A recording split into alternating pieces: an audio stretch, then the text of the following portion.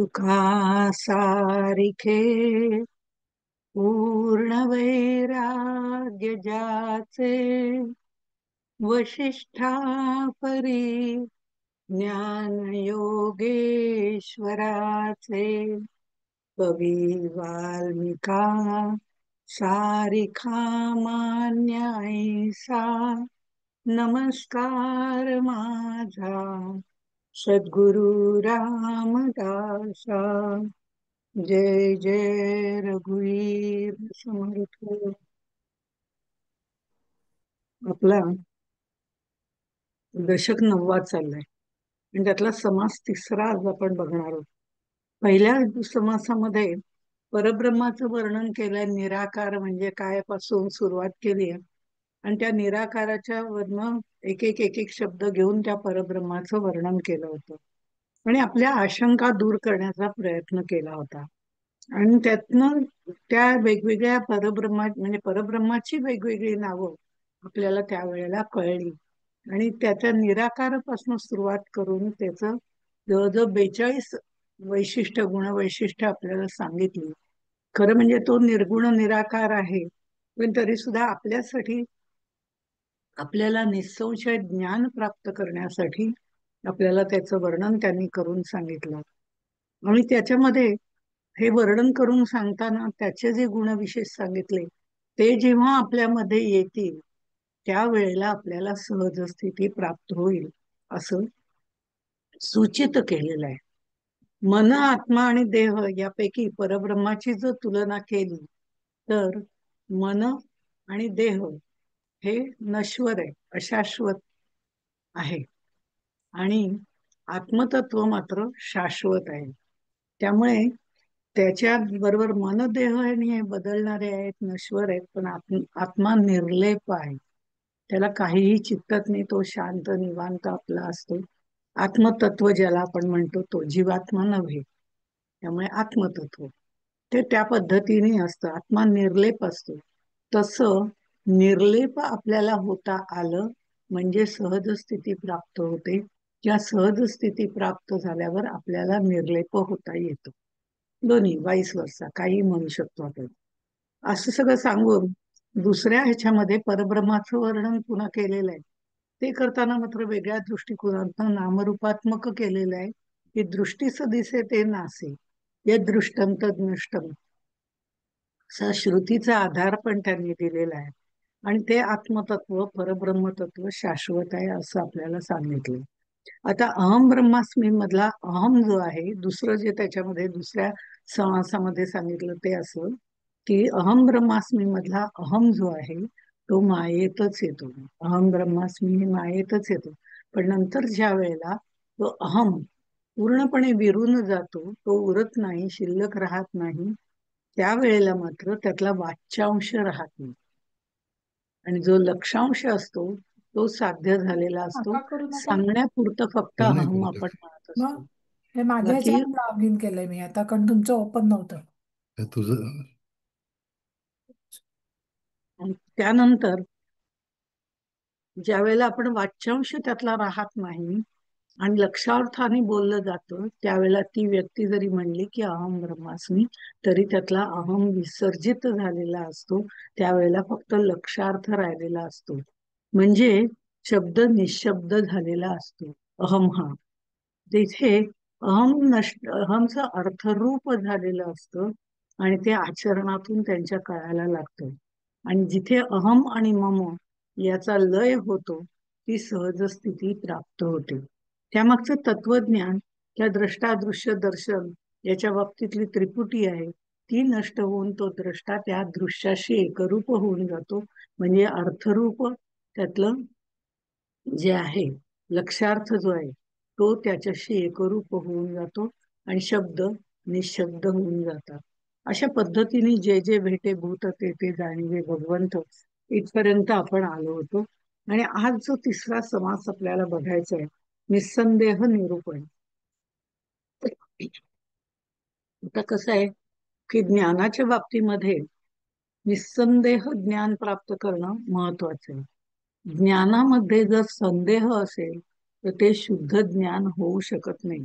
निशंक व्हावं लागतं कायम. निशंक हो, निर्भय हो मनारे, असे जे दोन गोष्टी महत्वाच्या सांगितलेल्या आहेत, ते ह्यासाठी सांगितलं की निशंक ज्ञान आपल्याला मिळालं पाहिजे. की दुसऱ्या कोणी काहीही सांगितलं तर आपलं मन चलबिचल होता कामा नये. आपल्याला त्याला ते पटवून देता आलं पाहिजे की मी म्हणते ते ज्ञानाच्या बाबतीमध्ये कसं खरं आहे. व्यवहारात आपण पटवून देतो, ही गोष्ट वेगळी असते. पण ज्ञानाच्या बाबतीमध्ये आपल्याला निसंशय ज्ञान प्राप्त होणं अतिशय गरजेचं आहे. आणि त्याच्यासाठी हा निस्संदेह निरूपण समास आहे. कारण अज्ञानी माणूस त्याच्या पातळीवरनं विचारत असतो, आणि त्याला ज्ञानी माणूस जेव्हा त्याचं शंकाचं समाधान करतो, तो त्याच्या पातळीवरून करायला सांगतो आणि त्याला निस्संदेह व्हायला सांगतो. अज्ञानी माणसाला ज्ञानी माणसाच्या पातळीचा अनुभव नसतो, त्यामुळे त्याला तो सांगतो ते पटतच असं नाही. त्यामुळे तो विचारतो, काहीच काही म्हणजे तो म्हणतो काहीच नसून असं नाही. आता काहीच नसून असणं हे कसं, सकोल करून या करता, हे अशा त्याला शंका आलेल्या असतात. आणि ह्या शंका आलेल्या असताना तो म्हणतो की हे सगळं कसं काय शक्य आहे. तुम्ही म्हणता की रामकृष्ण परमहंसाचं उदाहरण देऊन आपण मागच्या वेळेला बघितलं की त्यांना घशाचा कॅन्सर आहे. ते म्हणतात मी नाही मिठाई खाल्ली म्हणून कुठे बिघडलं, बाकीच्यांच्या व्यक्तींमधनं किंवा बाकीच्यांनी जी मिठाई खाल्ली त्यांच्या तोंडाने मीच खातोय.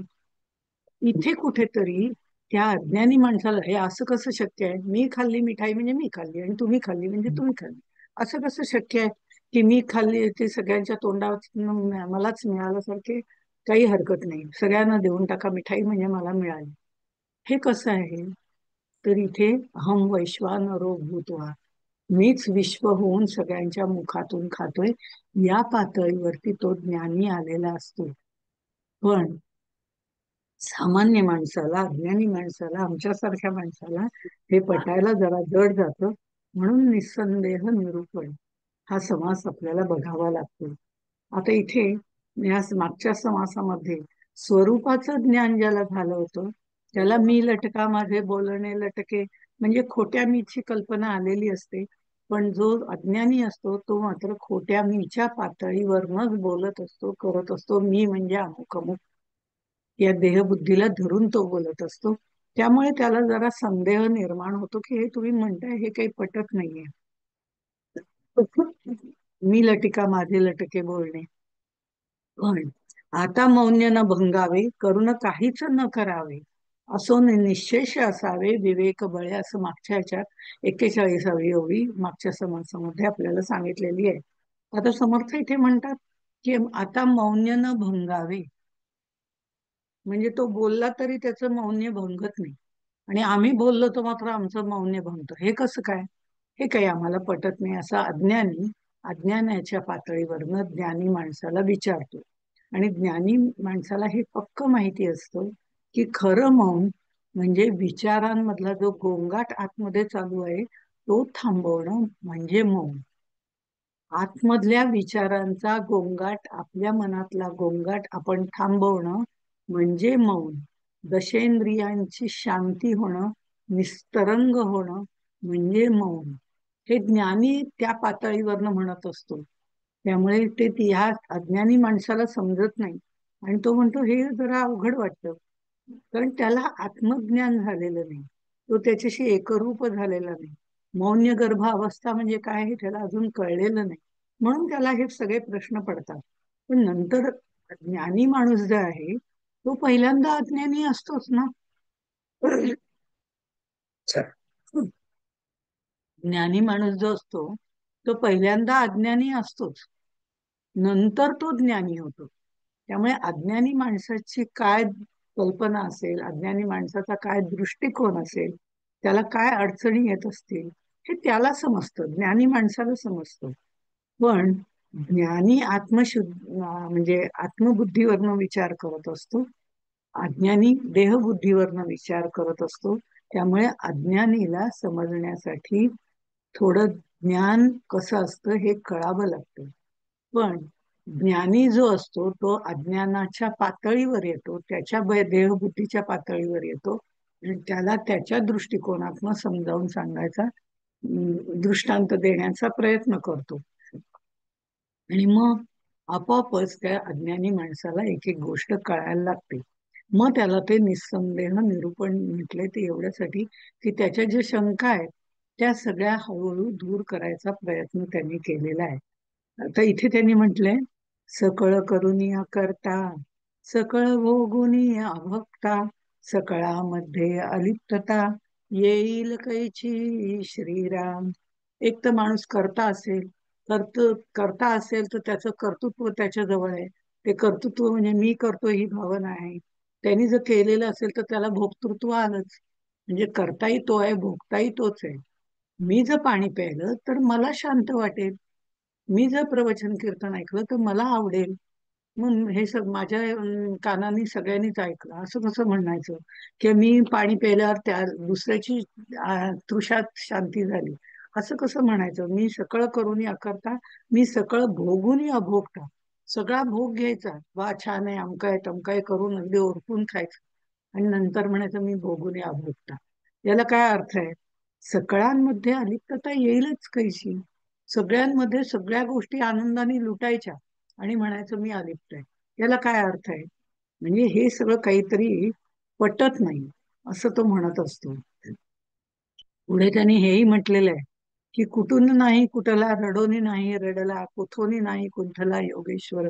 अशा पद्धतीने त्याने, आता मी सकळ करून करता, मी भोगुनी अभोगता असं जे म्हटलेलं आहे त्याच्याबद्दल त्याच्या शिष्याच्या मनातल्या आता शंका निरसन करणं हे सद्गुरूंचं कर्तव्य असतं. त्याप्रमाणे सद्गुरू आता त्या शंकांचं निरसन करायला लागतो. आता इथे आपण जर बघितलं तर सकळांमध्ये सकळ भोगुनी अभोगता, आपल्याला याची श्रीकृष्णाची कथा माहिती आहे की त्या गोपी ज्या असतात, नदीच्या पलीकडे कोणीतरी साधू आलेले आहेत आणि त्या साधूंना नैवेद्य घेऊन जायचं आहे. त्या गोपी अगदी मनापासून सगळा नैवेद्य तयार करतात. प्रत्येक जण ताट भरून नैवेद्य तयार करतात आणि जायला निघतात. तर त्यावेळेला मात्र मध्ये वाटेमध्ये जी नदी असते त्या नदीला पूर येतो. आता या पुरातनं अन्न घेऊन जायचं कसं, हा प्रश्न पडल्यावर त्या नेहमीप्रमाणे कृष्णाकडे येतात आणि कृष्ण म्हणतो मी जर ब्रह्मचारी असेल तर ही वाट मोकळी होईल. त्या हसतात कृष्णावती, तू आणि ब्रह्मचारी 16 सहस्र नारी केल्यास. आता त्यांनी 16 सहस्र नारी करून सुद्धा तो करुणी अकर्ता होता की नाही. त्या सगळ्या ज्या कारावासामध्ये होत्या त्या स्त्रियांना त्यांनी पुन्हा पुनरुज्जीवन त्यांचं केलं आणि त्यांना पुन्हा समाजामध्ये एक प्रकारचा मान प्राप्त करून दिला. आणि मी त्यांच्याशी लग्न केलंय असं डिक्लेअर करून टाकलं. पण ते लग्न केलंय याचा अर्थ प्रत्यक्ष बाकीच्या गोष्टी नाही, ते इथे त्यांना सुरक्षितता दिली, हा भाव आहे. म्हणून तो ब्रह्मचारीच राहिला. इतक्या आधी माझं भाऊ असती असं परिप्रीती तुझवरती असं पुन्हा तो म्हणतो जाई. ह्या अष्टनायिका वेगळ्याच आहेत, त्या आणखीन आहेत, पण 16 सहस्र नारी केल्या असे एक रूपकही आहे ते असं म्हटलं जातं. पण हा सगळा भाग सोडून देऊ, सांगण्याचं तात्पर्य असं तो म्हणतो मी ब्रह्मचारी असेल. आणि ती नदी दुभंगते आणि सगळ्या जणी तिथनं जातात आणि नदी पुन्हा व्हायला लागते. तिकडे गेल्यावरती ते जे ऋषी असतात ते पुन्हा सगळं वा वा हा भोग छान आहे, तो भोग, मग एकाच्यातलं भद खाल्लं, एकाच्यातलं पुरणपोळी खाल्ली, एकाच्यातली काय आणखीन कोशिंबीर खाल्ली, असं करत करत करत सगळ्या जणींच्यातलं थोडं थोडं खाऊन तृप्तीची केवढी मोठी ढेकर त्यांनी दिली. आता त्या म्हणल्या की हे सगळं झालं पण ती नदीतला ते पूर आहे तो काही कमी होत नाही, आम्ही आता तिकडे कसं जावं? आणि येताना कृष्णाने आमची सोय करून दिली. तो म्हणाला तो ब्रह्मचारी वगैरे, पण तसं काही खरं नसेल. पण झाली आमची सोय ना, ते आम्हाला मान्य. त्यामुळे कृष्ण म्हणतोय ते खरं आहे असं आम्ही म्हणून टाकलं. पण आता आम्ही इथनं कसं जाणार? पुन्हा आता कृष्णाला विनवण्या करायला तो नदीच्या पलीकडे. ते म्हणले काही हरकत नाही, मी जर निराहारी असेल तर ही नदी तुमच्यासाठी मुक्त होईल. आणि ते म्हणाले आणि ती नदी मोकळी झाली आणि ते गोपिका तिकडून तिकडे गेल्या. आता एवढं खाऊन निराहारी या सगळ्याचा स्वाद त्यांनी घेतला. त्या गोपींना आनंद झाला कारण त्यांनी त्या परब्रह्माच्या दृष्टिकोनातनं, त्यांनी त्या परमेश्वराच्या दृष्टिकोनातनं, त्या परमेश्वराला देण्याच्या दृष्टिकोनातनं भक्तियुक्त अंतःकरणाने सगळ्या गोष्टी केल्या होत्या. त्यांचं त्याला समाधान मिळावं या दृष्टिकोनातनं त्यांनी सर्व गोष्टी खाल्ल्या. पण सगळ्या गोष्टी खाऊन त्या कशातही आसक्ती ठेवली नाही, म्हणून तो जेवून न जेविला. तो कुंथोनी न कुंथला, कुटुनी नाही कुटला, रडोनी नाही रडला. आम्ही मात्र रडोनी रडला, की आम्ही रडलो की रडलोच असतो, कारण देहबुद्धीला धरून असतो. त्यांना देह ही भावनाच नसते, ते देही असून विदेही असतात. किंबहुना देह म्हणजे नश्वर आहे, दृश्य विश्व नश्वर आहे, हे सगळे पदार्थ नश्वर आहेत. या सगळ्या गोष्टी त्यांनी जाणलेल्या असतात. ते ज्ञानाच्या पातळीवरनं प्रत्येक गोष्टीचा विचार करतात आणि सगळ्यातनं अलिप्त राहतात. हे जे अलिप्तपण किंवा वासना रहित राहणं, कुठल्याही गोष्टीची त्याच्यामध्ये इच्छा, आकांक्षा, वासना, कामना काहीही न ठेवता प्रत्येक गोष्ट आनंदाने स्वीकारायची, जशी असेल तशी स्वीकारायची, हे महत्व. आणि ती स्वीकारून तिथे कार्य करून, देहधारणेच्या दृष्टिकोनातून कार्य करून तिथेच पुन्हा बाजूला व्हायचं. हे सगळ्यातनं बाजूला, सगळ्यात राहून सकळांमध्ये अलिप्तता ही अशी ठेवायला लागते. त्यामुळे सगळ्यामध्ये सगळं उपभोगायचं, गुंतून गुंत्यात साऱ्या पाय माझा मोकळा असणं हे महत्वाचं आहे. आम्ही गुंत्यात गुंतून गुंतूनच राहतो. त्याच्यापेक्षा हे सहजपणे आपल्याला घडलं पाहिजे. सगळ्याचा आनंद घ्यायचा आणि पुन्हा सगळ्यातनं बाजूला व्हायचं, ही सहज स्थिती प्राप्त व्हायला पाहिजे. म्हणजे अलिप्तता आली, भोगुनी अभोगता आलं, दुसऱ्याला आनंद देण्याच्या दृष्टिकोनातून आपण भोगायचं. या सगळ्या गोष्टी लक्षात ठेवल्या पाहिजे. कुठूनही नाही कुठला, रडोनी नाही रडला, कुंठोनी नाही कुंठला. योगेश्वर आपल्याला रामानंद स्वामींची कथा माहिती. परदेशामध्ये ते गेले होते, या बाईंकडे उतरले होते. त्यांना म्हणाले, मी जरा थोडस बाहेर जाऊन येतो, एक इथल्या आजूबाजूचं काय आहे ते बघून येतो, नुसतं पायी चक्कर मारून येतो. आणि आलोच, वेळेमध्ये येतो.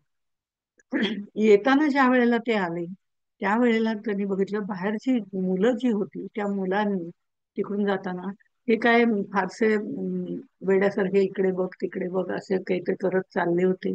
अंगावर धड कपडे नव्हते, हे नव्हतं. म्हणजे तशा पद्धतीने ते चाललेले असताना त्या मुलांनी त्यांना वेडा आहे बहुतेक म्हणून दगड मारायला सुरुवात केली. दगड मारल्यानंतर त्यांच्या इथे खोप पडली, हाताला लागलं, खरचटलं गेलं, कोणी काठीने मारलं, कोणी त्यांची टिंगलटवाळी केली.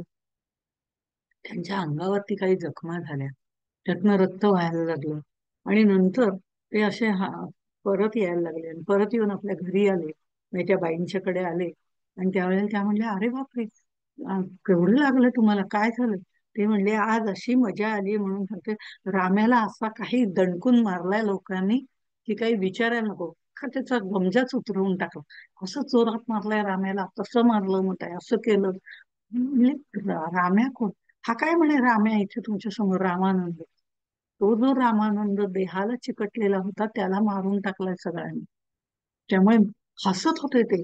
कुटोनी नाही कुटला, रडोनी नाही रडला. कारण ते म्हणले, कुत्ता जाने चमडी जाने, जसं कबीर म्हणतो त्याप्रमाणे त्यांनी सांगितलं, हे जे मारलंय ते मला मारलेलं नाही. आतला मी जो आहे तो शांत आहे, स्थित आहे, अलिप्त आहे या सगळ्यापासून. पण जे मारलंय ते माझ्या देहाला मारलंय. आणि माझी देहबुद्धी कधीच नष्ट झाली. त्यामुळे देहाला मारत असताना, त्या रामाला मारत असताना, देह असलेल्या रामाला जो मारत होते ते बघताना मला आनंद होत होता. कारण कुठे काही थोडीफार शिल्लक राहिली असेल तर ती देहबुद्धी घडून जाईल, अशा दृष्टिकोनातून त्यांचे विचार असतात. त्यांना लागलं काय नाही लागलं काय त्याची पर्वा नसते.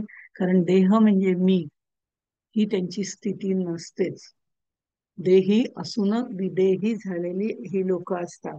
त्यामुळे योगाला मारलं काय, योगी योगी पुरुष आहे, त्यांना मारलं काय तरी त्यांना मारलं असं होत नाही.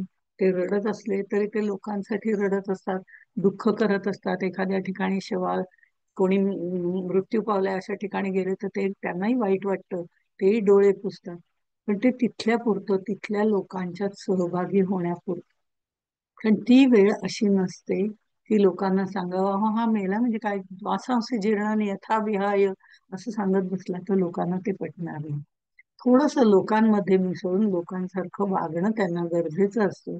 म्हणून रडोनी नाही रडला. पण त्याला माहिती असतं की हे सगळं आता संपलेलं असलं तरी हे शरीर वस्त्र बदललेलं आहे. अशा पातळीवरती ते विचार करत असतात. ते तिथनं उठले आणि त्या दारातनं बाहेर पडले की ते पुन्हा नॉर्मल अवस्थेला आलेले असतात.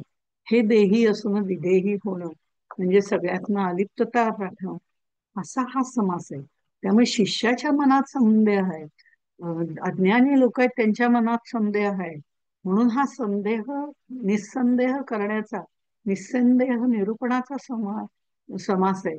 शंका निरसन करण्याचा समास आहे. मग ह्याला उपाय काय आहे? मग आपणही हळूहळू आपल्यामध्ये ही सहज स्थिती, ही अलप्तता, ह्या वासना मध्ये अडकणं, त्यातनं न अडकणं, त्यातनं बाहेर पडणं, सर्व भोगूनी अभोगता, सर्व करूनी अकर्ता, अशा पद्धतीने कुठलीही गोष्ट केली की मी केली म्हटलं की त्याचं फळ मला येतं, त्याच्याऐवजी भगवंताने केली, अशा पद्धतीने राहणं हे सांगण्याची गरज नसते. अशा पद्धतीने आपल्या मनाने राहणं आणि सर्वांमध्ये राहून अलिप्त असणं, ही सहज स्थिती आपल्याला बाळगायला, हे सहजपणे घडलं पाहिजे. नाही तर मारून मुटकून या गोष्टी घडत नाहीत.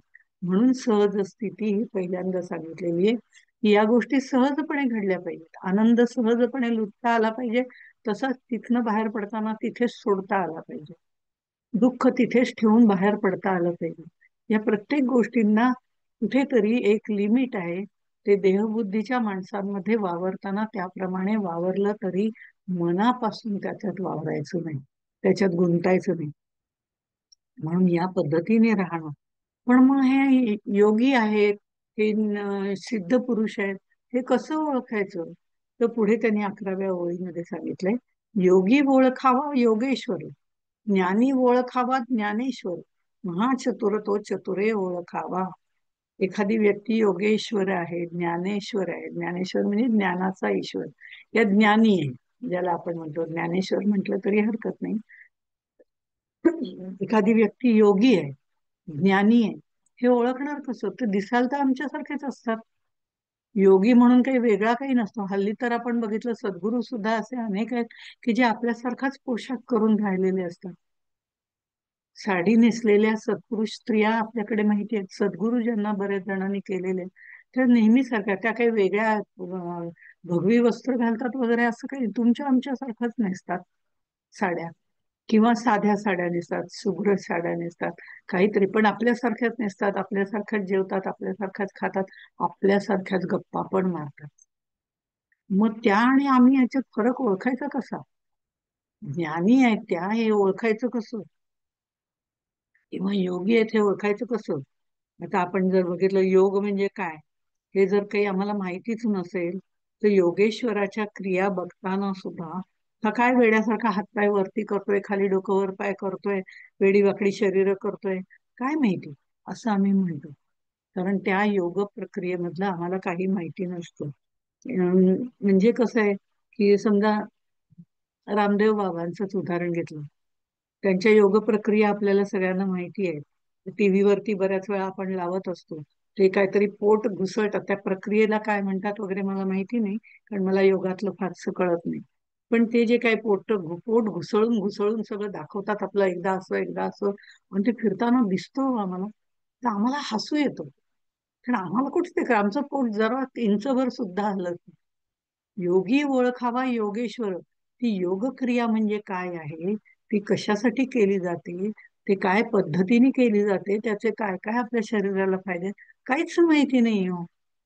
मग हा काय वेड्यासारखं करतोय, इतके पोट घुसळून काय मिळणार आहे, असं आमच्यासारख्या अज्ञानी माणसाला वाटतं. पण ज्यांना योग क्रियेमधली माहिती आहे, ते म्हणतात अतिशय सुंदर ही प्रक्रिया त्यांची चालू आहे, ही आपल्याला जमली पाहिजे. मग ते काय सांगतायत त्याबद्दल, त्याच्याबद्दल ते डिटेल ऐकायला जातात.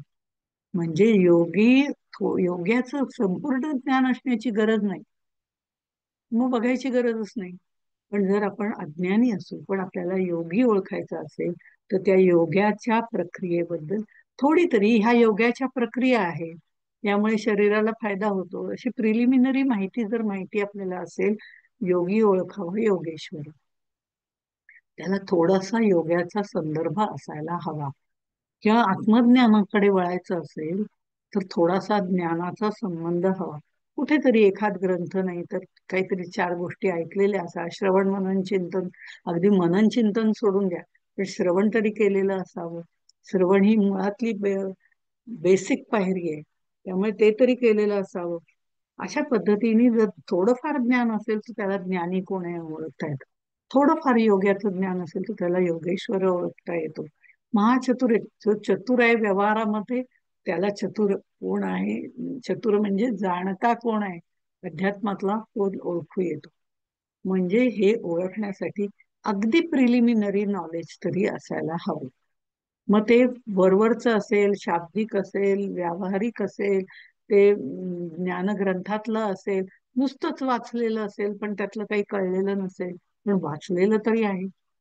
अशा पद्धतीने थोडस ज्ञान असलं तर या गोष्टी आपल्याला ओळखता येतात.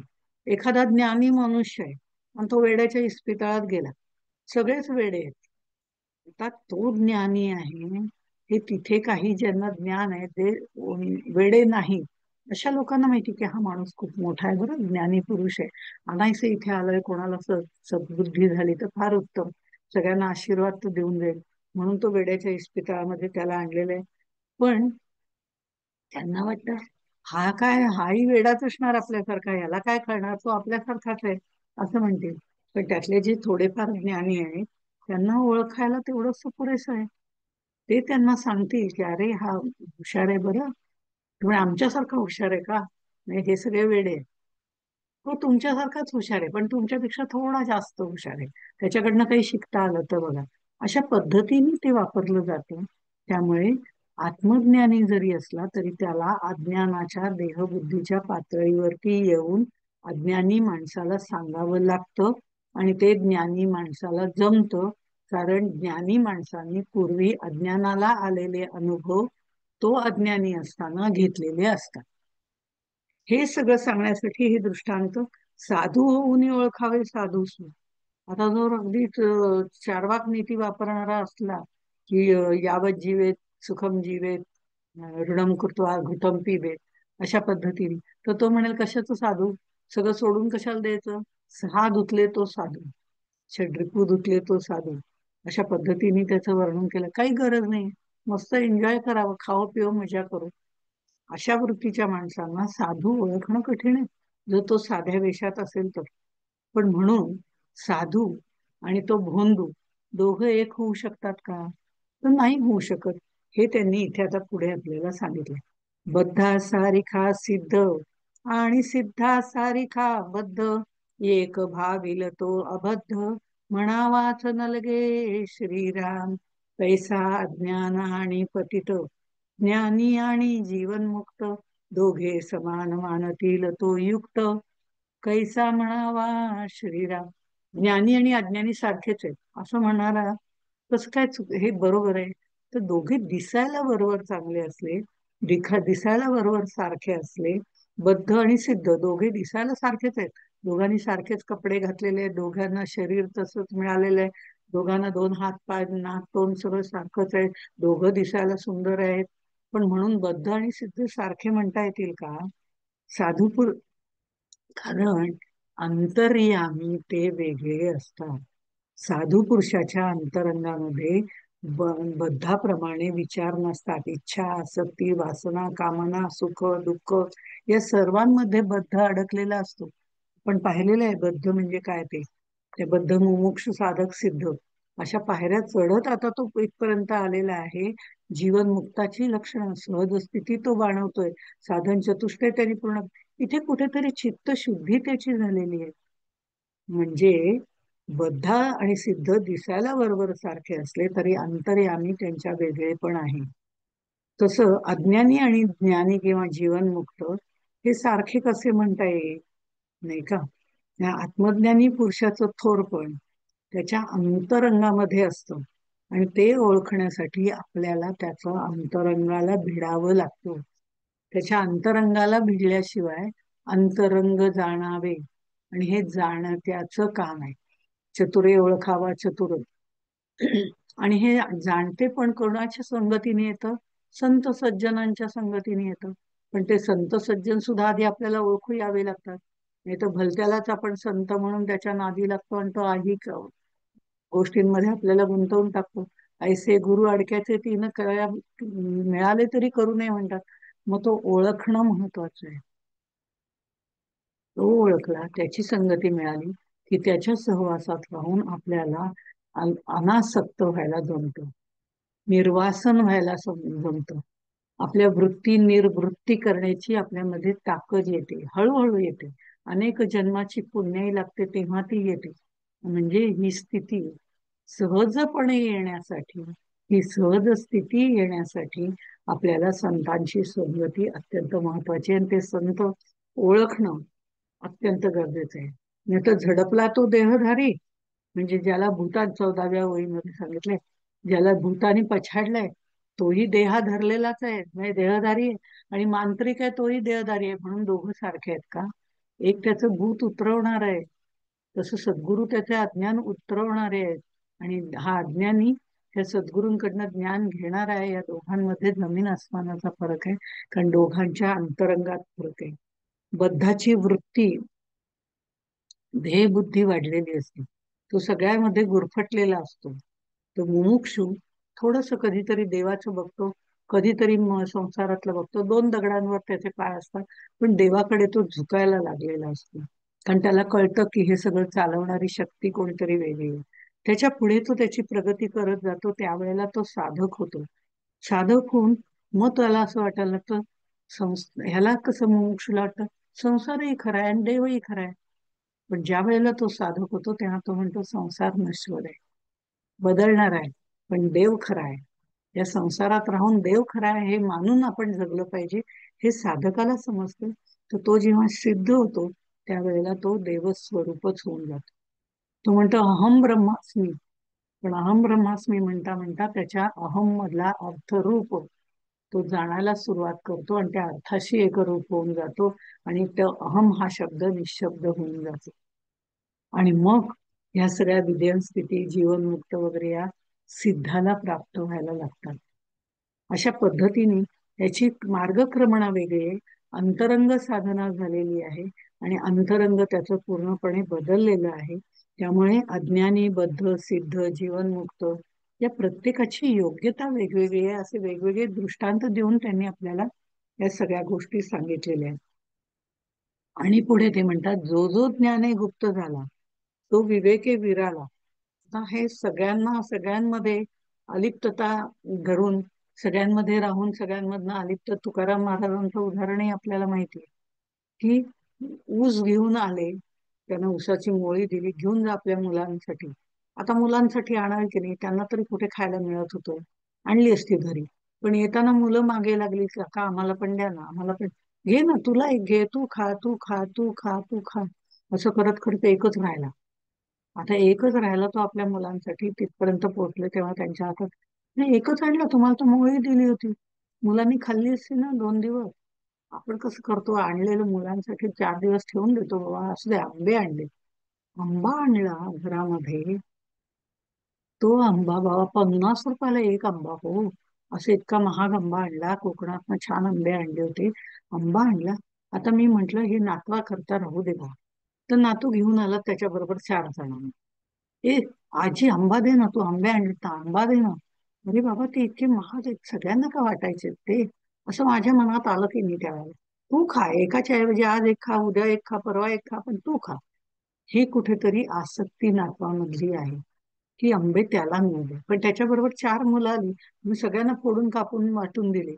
असं मी नाही करत. पण माझ्यात भेदबुद्धी आहे, की ते त्यांच्या घरी खातील ना, मी माझ्या नातवाला मी देईन, किंवा माझ्या नातवासाठी मी आणले ते त्यांनीच खावे, अशी माझी इच्छा असते. ही मी त्याच्यामध्ये अडकलेली आहे. मी माझे, माझे आंबे, माझा नातू, मी त्याची आजी, मी त्याला देणार, त्यांनी रोज खाऊ दे. मग ते इतके महाग आहेत ते सगळ्यांमध्ये मी का वाट. ही माझी भेदबुद्धी इथे येते.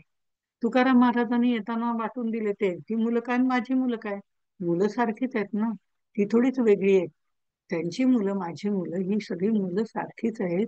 ही अभेद बुद्धी यावी लागते, तेव्हा विदेह स्थिती प्राप्त होते. ती आमच्यात यायला आमची देहबुद्धी अधिक कमी व्हावी लागते. म्हणून आपल्याला सांगतात देहबुद्धी ते आत्मबुद्धी हा प्रवास करा. पण त्या प्रवास करण्याकरता पहिली सहज स्थिती प्राप्त व्हावी लागते. ज्या सहज स्थितीमध्ये पण सप्तही एकरूप होय. या 7 गोष्टी जरी सांगितलेल्या असल्या, कोणतीही गोष्ट तुम्ही एक बाणवली की आपोआपच सगळ्या येतात.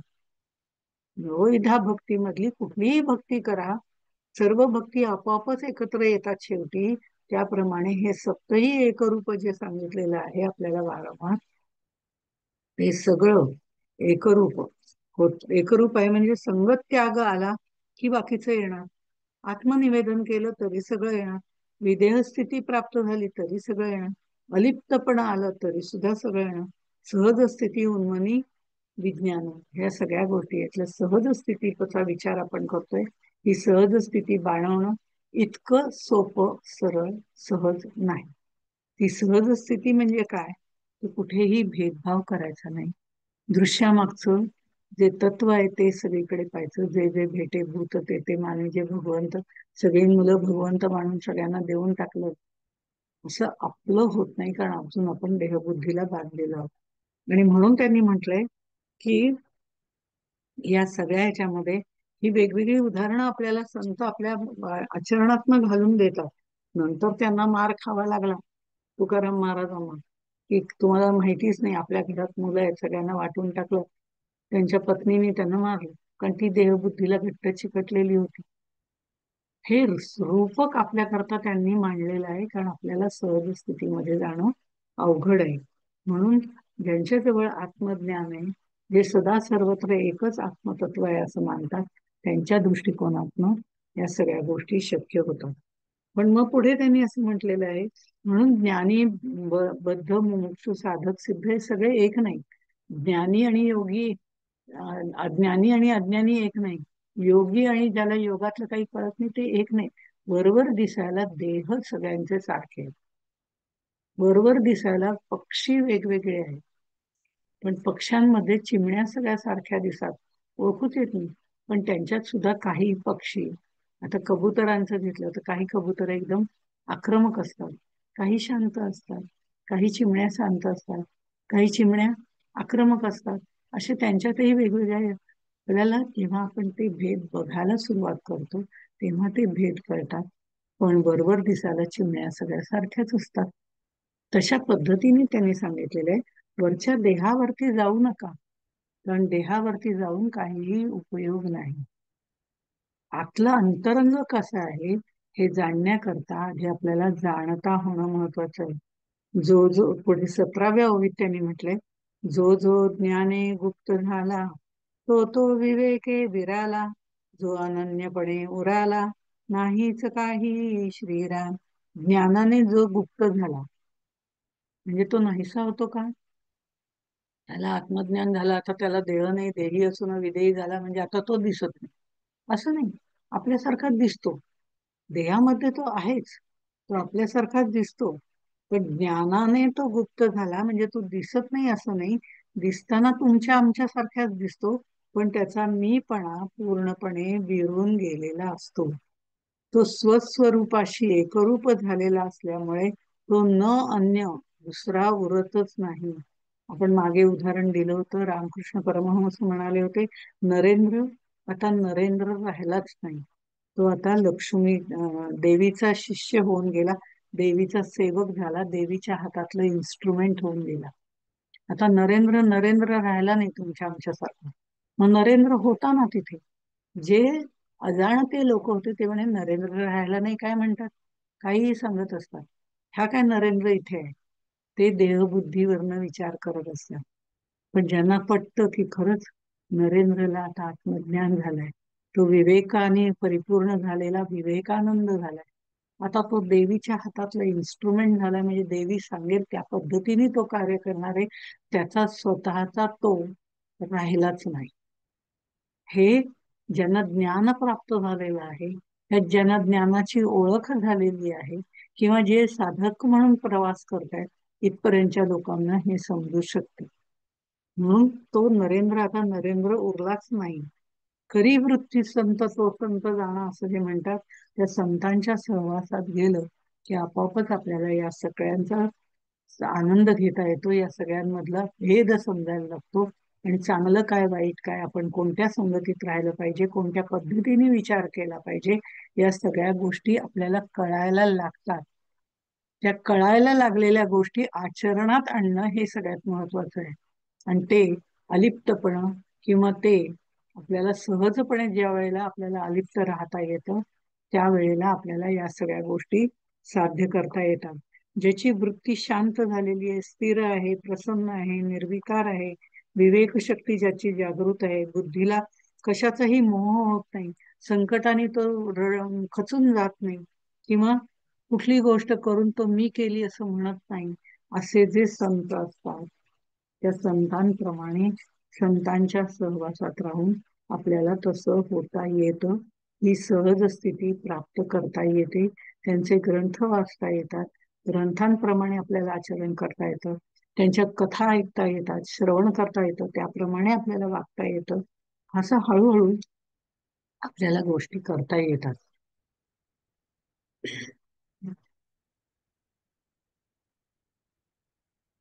देह भाविताची देह दिसे परी अंतर अनारिसे असे, तयास शोधिता नसे जन्म मरण. वरवर तो देहधारी असला तरी त्याचं चालणं बोलणं काहीच उरत नाही.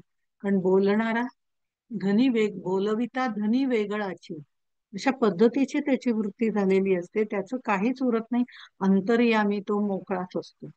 परमेश्वर त्याच्या अंतर्यामी जे घालवून देईल त्याप्रमाणे त्याचं वर्तन, त्याचं आचरण, त्याचं बोलणं, त्याचं चालणं चालू असतं. म्हणून त्याचं चालणं म्हणजेच प्रदक्षिणा, त्याचं बोलणंच म्हणजे परमेश्वराचं बोलणं असतं. तो काहीही बोलला तरी त्याचा मौन भंग पावत नाही. कारण तो बोलतो ते भगवंताविषयीच बोलतो, सत्कर्माविषयीच बोलतो, चांगल्यासाठीच बोलतो. त्यामुळे ते बोलवणारा धनी वेगळा म्हणजे ते परब्रह्म परमेश्वर असल्यामुळे आपापच तो त्याच्या मुखातनं फक्त बोलत असतो. त्याचा देह फक्त इन्स्ट्रुमेंट झालेला असतो, साधन म्हणून त्याचा वापर परमेश्वर करत असतो. देह भावताचे देह दिसे, बरोबर तो देहधारी असतो, त्याचं चालणं बोलणं काहीच उरत नाही. अंतर्यामी तो मोकळा असतो. कम म्हणजे खम, खम म्हणजे कम, अशी जी म्हटलं जातं. अलिप्तपणा, सगळ्यामधनं अलिप्त. अलिप्त म्हणजे पोकळ, रिकामं असतं, मोकळं असतं, तो सुखी असतो. ज्याच्याजवळ काहीच नसतं त्याला कशाचीच चिंता नसते, तो कायम सुखी असतो. कारण काही आलं गेलं चिंता कोणाला लागते? जो काही काही मिळवतो, जे काहीतरी साठवून ठेवतो, त्याला ते चोरीला जाण्याची, मी मिळवलं हा भाव असतो. मग ते साठवून ठेवायचं, त्याची सगळी सुरक्षितता करायची, आणि मग ते चोरीला जाईल की काय याची त्याला काळजी असते. ज्याच्याजवळ असतं, ज्याच्याजवळ काही नाहीच आहे त्याला काय जाण्याची बुद्धीच होणार नाही. म्हणून आपल्या जवळ जे आहे, जे अशाश्वत आहे, ते आपलं नाही, आपण त्याचे फक्त विश्वस्त आहोत. या भावनेतनं ज्या वेळेला कार्य केलं जातं तेव्हा ते गेलं तरी फारसं काही वाटत नाही, दिलं तरी फारसं काही वाटत नाही.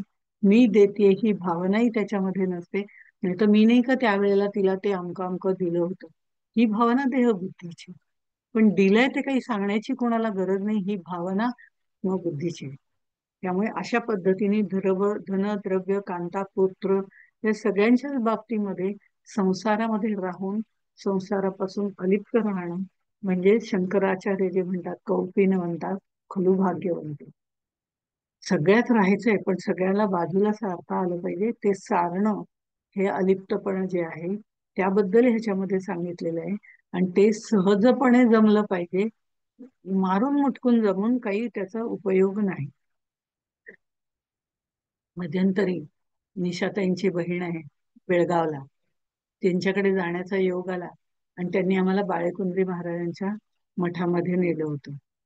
त्यांच्याबद्दल असं म्हटलं जातं की त्यांना लोक नेहमी म्हणायचे की तुम्ही एवढे सुखी कसे काय? ते म्हणायचे सुखी म्हणजे माझ्याजवळ काही नाहीच आहे, त्यामुळे सुखी असण्याचा काही प्रश्न नाही. असेल तर काही चोरीला जाण्याचा प्रश्न आहे ना. तर ते म्हणायचे माझ्याजवळ जे आहे, माझ्याजवळ जे जे आहे ते कोणी चोरून नेत नाही. अगदी मी किती उघड्यावर त्याला टाकलं तरी कोणी चोरून नेत नाही. आणि दुसऱ्याजवळ जे आहे ते मी कधी घेत नाही, आणि घेतलं तरी मी त्याची चिंता करत नाही. म्हणजे माझ्याजवळ जे आहे ते आत्मतत्व कोणीही चोरून नेत नाही. त्यामुळे ते माझं आहे आणि ते माझं आत्मतत्व माझ्यामध्ये आहे, ते कोणी चोरून नेत नाही. नाही म्हटलं तरी नेत नाही. पण जे दुसऱ्यांचं आहे ते मी कधी घेतही नाही. त्यामुळे ते चोरीला गेलं काय नाही गेलं काय मला काय करायचं, कारण ते माझं नाहीच आहे. आणि समजा दुसऱ्याने कोणी माझ्याजवळ आणून ठेवलं तरी मी त्याची चिंता करत नाही, पण ते माझं नाहीये, त्याचं सांभाळण्याची जबाबदारी त्याचं तो बघेल. कसं सांभाळायचं, काय सांभाळायचं, ही त्याची तो बघेल. आपल्याला त्या कबीराच्या मुलाची कथा माहितीये. कबीराकडे एकाने एक हिरा आणून दिला, आणि तो हिरा, कबीर म्हणला मला काय करायचं हिरा. देही असून विदेही झालेला तो, कुत्ता जाने चमडी जाने म्हणणारा कबीर, तो म्हणला मला काय करायचंय तो. बरं म्हणला, माझा शेजारी मुलगा राहतो त्याला दे. तर शेजारच्या कुटीमध्ये त्याचाही मुलगा तेवढ्याच ताकदीचा होता. तर तो तिथे राहत होता. तो म्हणला हिरा आणलाय का, वा वा, छान छान. ती माझी झोपडी आहे ना, त्याच्या वरच्या बाजूला एक हे आहे, असं लाकडी आहे, त्याच्या वरती ठेवा, म्हणजे कोणाला काही समजणार नाही. आणि आतमध्ये राहू दे, काही प्रश्न नाही, मला जेव्हा पाहिजे तेव्हा मी घेईन. तिथे राहू दे. छान आहे, छान आहे हिरा. तो म्हणतो चला बाबा, ह्याने तरी घेतला, आपल्याला दिल्यासारखं झालं. मी हिरा दिला हा एका संताला. अशा पद्धतीने तो बाहेर पडला, समाधानाने बाहेर पडला. काही वर्षांनी आल्यानंतर तो म्हणला, अहो मी तुम्हाला हिरा दिला होता, त्याचं काय झालं. तो दिला होता ना, मी नाही का तुला तिथे ठेवायला सांगितला, मग तिथेच असेल तो. मला त्या हिऱ्याचं काय करायचंय, तुझा म्हणून मी घेतला आणि सांभाळायला वरती ठेवून दिला. सांभाळण्याचं कामही मी केलेलं नाही, तेही परमेश्वराने केलं असेल तर घेऊन जा, मला त्याचा काय उपयोग. आणि हा त्याच्याही पुढचा आणखी निघाला. म्हणून म्हटलं की त्या पद्धतीने वाहणार. वास्तविक पाहताना बरोबर दिसायला असं कबीर काय आणि मुलगा काय सारखेच आहे. तो मनुष्य काय, तोही ज्याने हिरा दिला तो मोठा लखपती जो होता, तोही तोच आहे. शरीर देहाने सर्वजण सारखेच आहेत, दोन हात पाय तोंड वगैरे. पण तरी सुद्धा अंतर्यामी वृत्ती वेगळी आहे. आत्मज्ञानी पुरुष परमात्मा स्वरूप असतो, आणि म्हणून अज्ञानी माणूस त्याला आपल्याप्रमाणे सामान्य समजतो. पण आपला जसा भाव असतो तसं त्याला दिसतं. ज्याचा जसा भाव तसा त्याला देव सुद्धा दिसतो. म्हणून सत्पुरुष सुद्धा आपल्या जवळपास असतात, पण आपल्याला मुळात ते दिसतच नाही. शेजारी बसलेले असले तरी दिसत नाही. बसने प्रवासाला निघाले, शेजारी एखादा मोठा सत्पुरुष आहे, आपल्या लक्षात पण येत नाही. आपण म्हणतो असेल कोणतरी, आपण मस्त झोपून जातो, कारण आम्हाला तो सत्पुरुष आहे हे दिसतच नाही. बरं, दिसला कोणीतरी सांगितलं की हे मोठे सत्पुरुष आहे, हो का वगैरे म्हणतो आपण, पण दिसले तरी ओळखू येत नाहीत. काही वेळेला ओळखले तरी त्यांचा सहवास लाभत नाही. सहवास लाभला तरी आपण इतके संसारात अडकलोय की त्यांच्या बरोबर राहणं आपल्याला जमत नाही. आणि तिथेही आमचं नाव लौकिक काही वेळेला आड येतो. हा, त्या सत्पुरुषांची माझी अगदी चांगली ओळख आहे, काय विचारू नका, ते अगदी माझं सगळं ऐकतात. तुझं ऐकायला तू कोण आहेस आणि ते कोण आहेत, हा अंतर्यामी असलेला फरक अज्ञानी माणसाला जाणवतच नाही. आणि त्याचा अहंकार तिथे अडवा येतो. मी रोज यांच्या सहवासात असतो. गजानन महाराजांच्या पोथीमध्ये विठोबा घाटोळांनी म्हटलेलं आहे ना तसं, की त्याचा काही अहंकार जात नाही, कारण त्यांची सगळी सेवा मी करतो. त्यांना उठल्यापासून खाणं पिणं बसणं उठणं सगळी व्यवस्था मी करतो.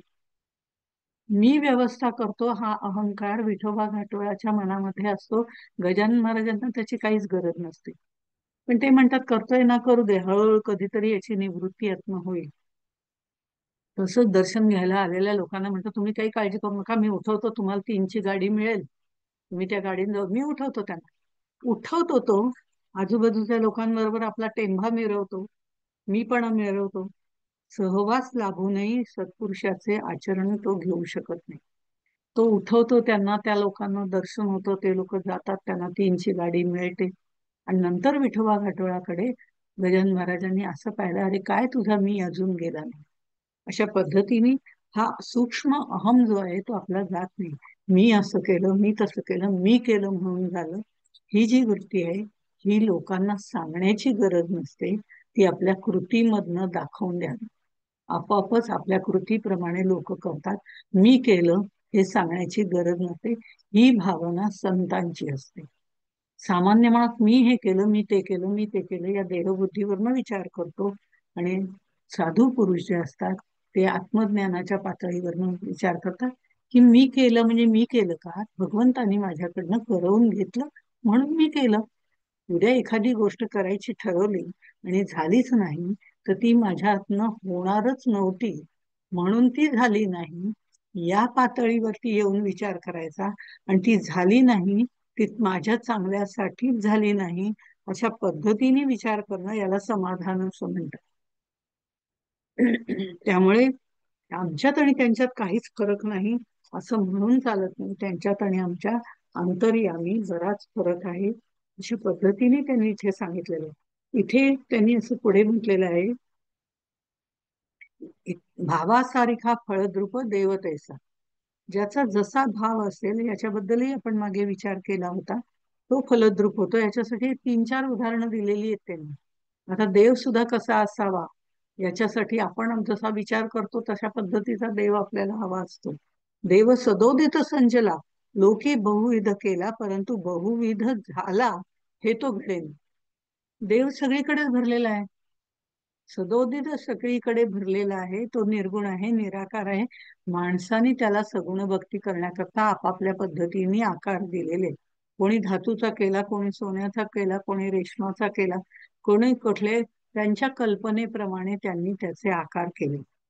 आकार केले नाही, त्याला रूप सुद्धा तसं दिलं. साऊथकडचा गणपती वेगळा, महाराष्ट्रातला गणपती वेगळा. म्हणजे गणपती गणपतीच आहे, पण त्याची मूर्ती आहे ती जर नीट बघितली तर ती वेगळी आहे. त्यांनी त्यांच्या पद्धतीने केली, त्यांनी आम्ही आमच्या पद्धतीने केली. आणखी बंगालमधली देवी त्यांच्या पद्धतीने केली. अशा पद्धती वेगवेगळ्या आहेत. पण देव सदोदित संचला, लोकी बहुविध केला, परंतु तो बहुविध झालेला नाही, हे तो घडेना, तो एकच आहे. देव निराकार निर्गुण, लोक भाविती पाषाण, पाषाण फुटतो निर्गुण, फुटेल कैचा. आता हा वेगवेगळ्या रूपात आम्हाला दिसतो. मग पाषाणाचा देव केला तो काहीतरी फुटून गेला, लाकडाचा देव केला तो काय अग्नीमध्ये जळून खाक झाला. खरं म्हणजे देव असा कधी भंग पावतो का? तो मुळामध्ये निराकार निर्गुण आहे, त्याला भंग करणं शक्य नाही. तो अभंगच आहे, अभंग, कधीही भंग पावत नाही. तो निर्गुण निराकार आहे. पाषाणाचा देव फुटला, तुटला, काष्ठाचा जळाला, तर आम्हाला वाईट वाटतं तो देव नष्ट झाला हो. पण देव कधीच तुटत नाही, फुटत नाही, जळत नाही, चोरला जात नाही. मुळात तो निराकार. पुन्हा पहिल्या समासवर्षी आपण आलो. मुळात तो निराकार निर्गुण आहे. तैसा साधू आत्मज्ञानी. आता जे सांगतात ते संशयरहित ज्ञान मिळवायचंय, त्यासाठी सत्य संगती पाहिजे. ते संत आणि आपण कसे वेगळे आहोत याच्याबद्दल चाललेलं आहे. तैसा साधू आत्मज्ञानी, बोधे पूर्ण समाधानी, विवेके आत्मनिवेदनी, आत्मरूपी श्रीराम. त्याच्या आधीची जळोनी काष्ठाचा आकार, अग्नी दिसे काष्ठाकार, परी काष्ठ होईल हा विचार दिस, बोलच नाही. हे जसं आता आपण बघितलं की आपल्याला तैसा साधू आत्मज्ञानी, ज्ञानाग्नीमुळे ही वाक्य आपल्याला आलेली आहेत, त्याचं प्रात्यक्षिक आता आपल्याला बघायचंय. त्यामुळे प्रात्यक्षिक म्हणजे प्रत्यक्ष कसं घडतं. आतापर्यंत आपण अंतर्मुख साधना केल्यानंतर अंतर्मुख साधना करून साधूची वृत्ती कशी पालटली इथपर्यंत आलो. तशी वृत्ती आपली पालटायची. आणि हे सप्तरूप जी सांगितलेली आहेत, दशक 15 पासून पुढे 7 दशक जे सांगितलेले आहेत, म्हणजे 9 ते 15 हे दशक जे सगळे सांगितले, आपला 9वा चाललाय. 15व्या दशकापर्यंत जे सांगितलेले आहेत त्या सप्त गोष्टी ज्या आहेत, सप्त संकेत जे आहेत, त्याच्यातला ज्ञानाग्नीमुळे याची देहबुद्धी जळालेली आहे. तर त्याला देहबुद्धी नाही, ती पूर्णपणे नष्ट झालेली आहे. जसं कापूर हा आहे, तो आपल्याला दिसतो, तसा आत्मज्ञानी पुरुषाचा देह आपल्याला दिसतो. पण ज्या वेळेला कापूर आपण लावतो म्हणजे पेटवतो, त्यावेळेला तो निष्ठ होऊन जातो, त्याचा सुगंध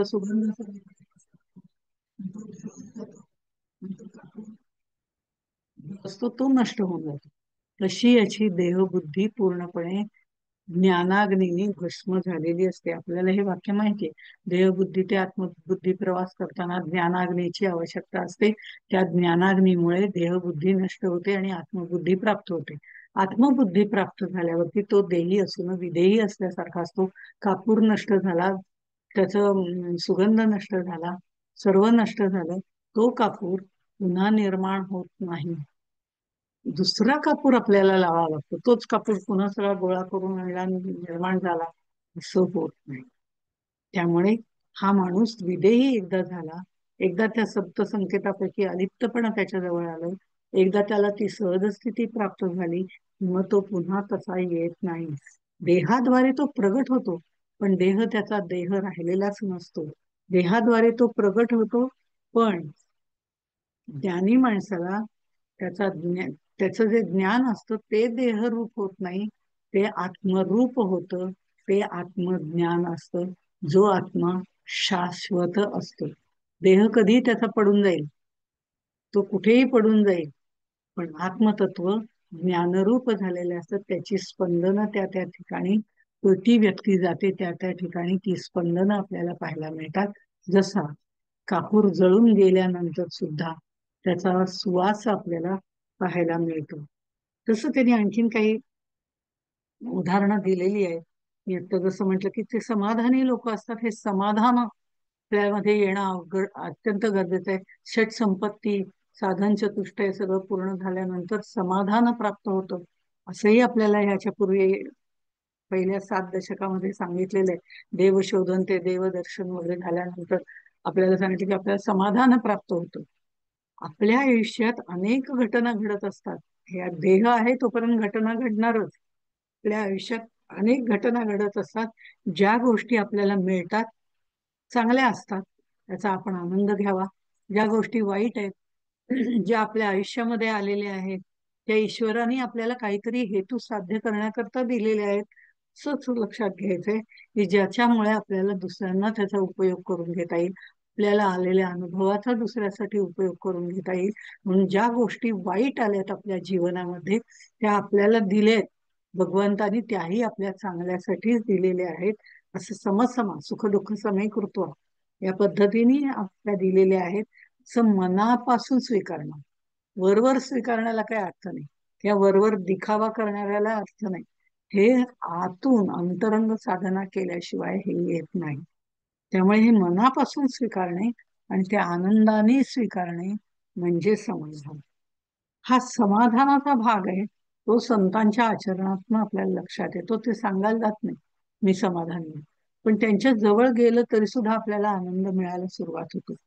आता इथे त्यांनी म्हटलं ते वेगळेपणाने काही राहतच नाही. कारण भोग गंगे माझी दिसे, गंगा एकदेशी असे, साधू काहीच न भासे आणि आत्मा सर्वगत. गंगेला मिळण्यापूर्वी ओघ वेगळा, निर्झर वेगळा, झरा वेगळा, नदी वेगळी, महानदी वेगळी, प्रत्येकाची रूप वेगळी, रंग वेगळे, नाव वेगळे, काठ वेगळे, वाहण्याची पद्धत वेगळी. काही शांत वाहतात, काही जोरात वाहतात, खळखळ वाहतात. झरे तर नुसते काही वेळेला बारीकसे होत आहेत, काही वेळेला पाऊस पडला की मोठे होत आहेत, ओघळ त्यावेळेपुरते निर्माण होत आहेत. असे प्रत्येकाचे रंगरूप वेगळेपणाने आहे. पण ज्या वेळेला ते गंगेला मिळतात त्यावेळेला ते गंगाच होऊन जातात. मागे असलेला बोग, ज्याच्यात फारसं काही चांगलं पाणी नव्हतं, चिखलाचं पाणी होतं, ते हळूहळू गंगेला मिळाल्यानंतर ती गंगाच झाली, ती गंगा शुद्धच झाली. पण ती गंगा सुद्धा नंतर सागराला मिळाल्यानंतर ती त्याच्याशी एकरूपच होऊन जाते, ती सुद्धा वेगळी राहत नाही. म्हणजे आत्मज्ञान झाल्यावरती तो साधू जे आहे, आता साधूंच्या बाबतीमध्ये विचार करतोय आपण, हे साधू दिसती वेगळाले, परिस्वरूपी मिळाले. वेगवेगळे साधू वेगवेगळ्या पद्धतीने वागतात, वेगवेगळ्या ते देहामध्ये आहेत तोपर्यंत वेगवेगळ्या पद्धतीने वागतात, वेगवेगळ्या पद्धतीने राहतात. कोणी कफनी घालतात, कोणी झब्बा पायजमा घालतात, कोणी लंगोटी घालून राहतात, कोणी साडी नेसतात, कोणी कफनी घालतात, वेगवेगळ्या पद्धतीने वागतात. साधू दिसती वेगळाले, परिस्वरूपी मिळाले, अंतर्यामी त्यांची वृत्ती सगळ्यांची एकच आहे. आत्मज्ञान झाल्यावर तो परमतत्वाशी एकरूप झालेला असल्यामुळे त्या सगळ्यांचं स्वस्वरूपी मिळाले, ते त्यांचं एकच असते. सांगताना ते सगळं एकच सांगतात, विचार करताना एकाच पद्धतीने करतात. आत्मज्ञानाचा विचार सांगताना, विचार करताना, विचार लोकांच्या अंगी बाणवताना त्यांच्यामध्ये तो सगळा अन्वय अर्थ देताना, सांगताना एकाच पद्धतीने होतो. पद्धत सांगण्याची शब्दांची वेगळी असेल पण अर्थरूप एकच असतं. त्या अर्थरूपाशी एकरूप होणं हे महत्वाचं असतं. म्हणून गोंदवलेकर महाराज एकाच वेळेला 10 ठिकाणी फराळाला जाऊ शकतात, पण मुळामध्ये ते एकरूपच झालेले आहे.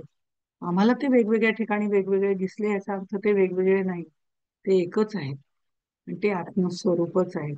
ज्ञानी आणि अज्ञानी माणसातला हा फरक आपल्याला या समासामध्ये सांगितलेला आहे. पण स्वप्नामध्ये ते आणखीन अशी अनेक उदाहरणं दिली, ते आपल्याला वाचूनही समजतात की स्वप्नामध्ये जो आहे तो काहीतरी भयानक पाहतो आणि ओरडत उठतो. पण स्वप्नामध्ये तो झोपलेला आहे त्याला स्वप्न दिसतं, त्याला भयानक काहीतरी दिसतं आणि तो ओरडत होतो. पण त्याच्या शेजारी जर एखादा जागा माणूस आहे, तो त्या खोलीमध्ये बसलेला आहे, काहीतरी वाचत बसलाय, त्याच्या शेजारीच बसलाय. याला गाढ झोप लागली आणि याला स्वप्न पडलं आणि तो ओरडत उठला, काहीतरी भयानक पाहिलं म्हणून. पण शेजारचा काही त्याने तो ओरडतोय म्हणून तो ओरडत नाही. तो त्याला म्हणतो, अरे काय झालं ओरडायला? म्हणजे काहीतरी भयानक पाहिलं. कुठे काय? हे आपण खोलीत बसलोय, दिवा लावलेला आहे, मी वाचतोय मगाचपासून, तुला छान झोप लागली होती. हा, मग मी स्वप्न पाहिलं होतं. त्याला स्वप्नात पाहिलं म्हणून. मग तो स्वप्नात ज्याने पाहिलं जो ओरडत होता, तो स्वप्न पाहणारा आणि हा बाजूला वाचत बसणारा, याच्यात फरक आहे की नाही? मुळी सर्पाकार देखील एक भ्याला एक ओळखली. रात्रीच्या अंधारात न जाताना मुळ्या बघितल्या झाडाच्या वर आलेल्या, एकाला ती सर्पाकार भासली, कारण तो अज्ञानी होता. पण एखाद ज्ञानी असेल तर तो म्हणे झाड आहे, झाडाच्या मुळ्या आहेत, जरा टॉर्च पडून बघितलं किंवा दिवा लावून बघितलं की लक्षात येतंय. तो म्हणतो नाही नाही, नक्की तिथे साप आहे. हे मनानेच आपण आपल्यावरती देहबुद्धीचं आवरण घालून घेतलेलं आहे. ते आपलं आपल्याला दूर करायला लागतं. आत्मज्ञान प्राप्त करण्यासाठी सगळे लोक प्रयत्न करत असतात, पण अज्ञान दूर होत नसल्यामुळे आपलं जन्म मरण चुकत नाही. ज्ञान झाल्या क्षणी आपलं जन्म मरण सुद्धा चुकतं. इथे त्यांनी ज्ञानी माणसाचे दोन वर्ग आहेत हे आपल्याला यापूर्वी सुद्धा सांगितलेलं होतं. ज्ञानी, ज्याला अतिंद्रिय परमात्मा वस्तूचा अनुभव असतो, आणि अज्ञानी, त्याला इंद्रिय गोचर नाशिवंत जे समोर सभोवार सगळीकडे पसरलेलं आहे त्याचा अनुभव असतो. ज्ञानपूर्व काळामध्ये ज्ञानी माणसाला अज्ञानाचा पण अनुभव असतो. ज्ञानी माणसाला अज्ञानी माणसाची अवस्था त्यामुळे कळते. पण अज्ञानी माणसाला ज्ञानाचा अनुभव नसतो, त्यामुळे अज्ञानी माणसाला ज्ञानी जर फक्त ज्ञानाच्या पातळीवरनं बोलत राहिला तर ती अवस्था कळणार नाही. म्हणून अज्ञानी माणसाला समजावताना ज्ञानी माणसाला त्या अज्ञानाच्या पातळीवर, देहबुद्धीच्या पातळीवर यावं लागतं. सद्गुरूला उपमा देताना सुद्धा आपल्याला ज्या ज्या गोष्टी दिसतात त्या त्या सगळ्या गोष्टींच्या उपमा दिल्या जातात. सद्गुरू तत्व कसं आहे, सद्गुरू कसे आहेत, ते सूर्यासारखे आहेत, ते समुद्रासारखे आहेत, पण तसे नाहीत. हा, त्यातला एक काहीतरी अमकं अमकं नाही. हा, न इति न इति. कारण हे सगळं यदृष्टम तद नष्टम मध्ये सद्गुरू नष्ट होणारे नाही. ते तत्व नष्ट होणार नाही, त्यांचा देह नष्ट होण्याची शक्यता आहे. देह नष्ट होईल, समाधी लावली जाईल, पण देह नष्ट झाला तरी ते तत्व नष्ट होत नाही. असा हा फरक असल्यामुळे ज्ञानी कर्म करून सुद्धा ते कर्म मी केलेलं नाही असं मानतो, कारण तो वेगळा मी त्याचा उरतच नाही. त्याला कर्माचा लेप त्यामुळे लागत नाही, कारण तो पोस्टल ऍड्रेस मी केला हा टाकतच नाही. आम्ही काय करतो, कुठलीही गोष्ट केली की मी केली बरं का ती, हा पोस्टल ऍड्रेस मीचा टाकून देतो. त्यामुळे बरोबर त्याची फळं भोगायला आपल्याकडे येतात, चांगली वाईट दोन, जे कृत्य करू त्याप्रमाणे.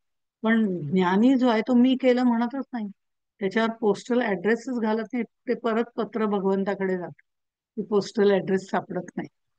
त्यामुळे याला पापपुण्य काहीच लागत नाही. तो करुणा अकर्ता असतो, सकळ भोगून अभोगता असतो. आपण मामासाहेब दांडेकरांचं उदाहरण पाहिलेलं आहे. गुरु शिष्यांचं नदी पार करताना त्या स्त्रीला खांद्यावर घेतलं, हे उदाहरण पाहिलेलं आहे.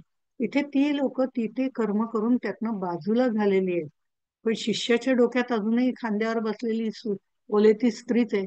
छान आहे की म्हणे, सद्गुरूंनी तिला लगेच खांद्यावर घेतली, मला नाही घ्यायला सांगितली. का नाही सांगितली? देहबुद्धी अजून जागी आहे, त्यातनच बाहेर पडायचं आहे. पण मी तिला खांद्यावर घेऊन सुद्धा मातेप्रमाणे तिला लगेच खाली सोडून दिली.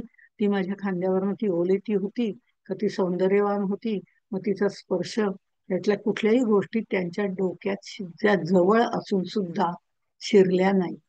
पण त्यांनी ते उचललं आणि ठेवून दिलं. एवढी कृती केली, ती सुद्धा परमेश्वर आज्ञेने केली. त्यामुळे मी करून या करता ही भावना तिथे होती. त्यामुळे या सगळ्या गोष्टी त्यांच्या डोक्यातच शिरत नाही. अशा पद्धतीने सकळ करून या करता, सकळ भोगून या भोगता, सकळामध्ये अलिप्तता येईल कायची, याचं अनेक प्रकारची उदाहरणं देऊन अंतर्यामी बदल कसा आहे तो एकदा कळला, तो जाणत्या पुरुषाला कळतो. तो कळला की आपोआपच आपल्याला या सगळ्या गोष्टी समजायला लागतात. मग संत साधू सज्जन विदेही जीवनमुक्त हे वेगळे आहेत, आणि आपण अज्ञानाच्या पातळीवरती वेगळे आहोत, त्याचा आपल्याला परिचय व्हायला लागतो. आणि आपली देहबुद्धी हळूहळू कमी होऊन आत्मबुद्धी असणाऱ्या संत सज्जनांच्या सहवासामध्ये आपण राहायला सुरुवात करतो. ज्याच्याजवळ आत्मज्ञानरूपी संपत्ती नसते, त्याच्याजवळ अज्ञानरूपी दारिद्र्य असते. अज्ञानरूपी दारिद्र्य आहे आणि आत्मज्ञानरूपी संपत्ती आहे. ती ती खरी संपत्ती आहे, दैवी संपत्ती आहे. आणि आपोआपच ती आली की निर्भय हो, निशंक हो, या पातळीवरती आपण पोहोचतो. त्यामुळे भोगलेल्या यातना हा देहबुद्धीचा माणूस आहे, तो पुन्हा पुन्हा भोगत राहतो. एखादी गोष्ट कोणी बोललं, कोणी असं बोललं, कोणी तसं बोललं, की ते शब्दरूपाने इतकं मनामध्ये ठाकवतो आणि तेच तेच मनामध्ये आठवून पुन्हा पुन्हा रडतो. असं झालं होतं, तसं झालं होतं. 24 तास आठवून तेच दुःख, एवढूस झालेलं दुःख, जे लिहून काढायचं म्हटलं तर एक पानभर सुद्धा होत नाही, असं दुःख आम्ही 24 तास रडून घालवत असतो. कारण आम्ही शिकत असतो. याच्या विरुद्ध जर गौतम बुद्धांचं बघितलं, गौतम बुद्ध शांतपणे चाललेले असताना बाजूने जाणारे लोक म्हणतात, हे नुसते देखावे करतात, शिव्या घालतात त्यांना, रागावून बोलतात. गौतम बुद्ध शांतपणे चाललेले असतात. तर शिष्य त्यांना म्हणतात, एवढे कसे शांत राहू शकता? ते एवढे शिव्या देतात तुम्हाला, तुम्ही एवढ्या उच्च पातळीवर आहे, तुम्हाला आत्मज्ञान झालेलं आहे, आणि ते लोक तुम्हाला काहीच माहिती नाही, कळत नाही, वाटेल ते करतात, देखावा करतात असं म्हणतात, आणि तुम्ही काहीच म्हणत नाही. अरे म्हणे, त्यांनी शिव्या दिल्या, पण मी लावून घेतल्या नाहीत ना. आपण लावून घेतो, हे देहबुद्धीवरच्या माणसाचं लक्षण आहे. पण मी लावूनच घेत नाही. त्यांना काय बोलायचं ते त्यांचं मत आहे, माझं मत नाही. मला माहितीये काय खरं आहे ते. अशा पद्धतीने आपल्या आत्मबुद्धीच्या पातळीवरती राहणारे लोक वेगळे, देहबुद्धीवरती राहणारे वेगळे.